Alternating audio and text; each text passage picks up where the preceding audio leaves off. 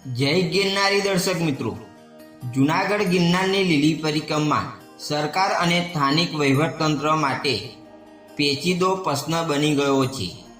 પરિક્રમા શરૂ થશે કે કેમ તે હજુ નક્કી નથી.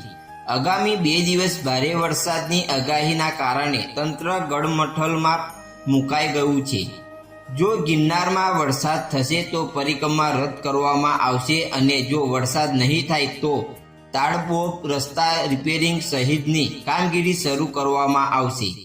આ અંગે નિર્ણય તારીખ 31 ઓક્ટોબરે લેવામાં આવશે. ત્યાં સુધી કોઈ પરિક્રમાઓને આવવા જૂનાગઢ જિલ્લા કલેક્ટર સહિતોએ અપીલ કરી છે. કમોસમી વરસાદ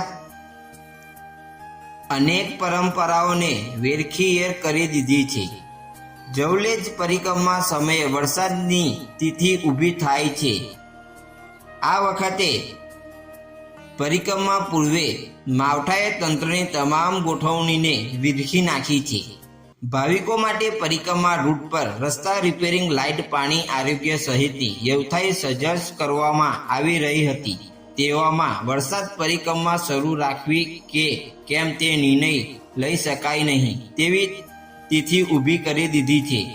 વન વિભાગના ડીએસપી, એસપીઆઈ અને કલેક્ટર પરિક્રમા અંગે સ્વીકૃત રીતે સત્તાવાર જાહેરાત કરી છે કે જ્યાં સુધી પરિક્રમા ચાલુ રાખવા અંગેનો તંત્ર દ્વારા સત્તાવાર નિર્ણય લેવામાં ન આવે ત્યાં સુધી કોઈ પરિક્રમાઓને આવવું નહીં.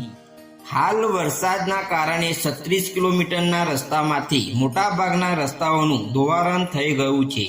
હજુ આગામી 3 દિવસ સુધી જૂનાગઢ જિલ્લામાં ભારેથી અતિભારે વરસાદની હવામાન વિભાગની આગાહી છે.